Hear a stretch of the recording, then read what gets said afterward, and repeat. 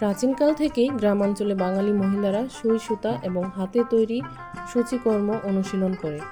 নকশি কাঁথা নামে পরিচিত এমব্রয়ডারিড কাঁথা সেলাই করার জন্য পুরাতন শাড়ি, লুঙ্গি এবং ধুতির মতো জীর্ণ সামগ্রীকে পুনর্ব্যবহার করে আসছে।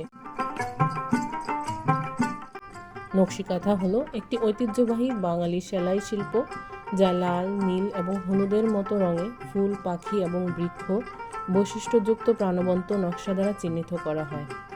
এই চিত্তাকর্ষক চিত্রগুলি দ্বারা নকশি কাঁথাকে সহজেই চেনা যায় এবং বাঙালি জনগণের জন্য উল্লেখযোগ্য সাংস্কৃতিক গৌরব রাখে। নকশি কাঁথা বিশ্বব্যাপী, বিশেষ করে মার্কিন যুক্তরাষ্ট্র, ইউরোপ, মধ্যপ্রাচ্যের ক্রেতাদের নজর কেড়েছে। কাঁথা নির্মাতারা স্থানীয় এবং আন্তর্জাতিক মেলায় তাদের অংশগ্রহণের পর উল্লেখযোগ্য পরিমাণে দেশে বিদেশে এর চাহিদা বৃদ্ধি পেয়েছে।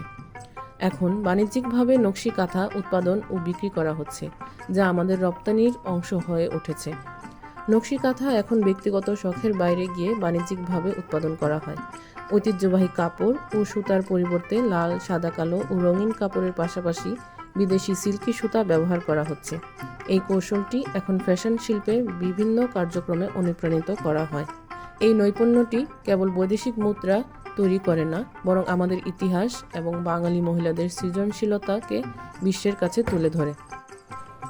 নকশি কাঁথা শুধু কাপড় নয়, এটি আমাদের শেকড়ের গল্প, আমাদের অহংকার। আসুন এই ঐতিহ্যের অংশ হই, সংরক্ষণ করি, ভালোবাসি এবং বিশ্বে ছড়িয়ে দেই বাংলার শিল্প।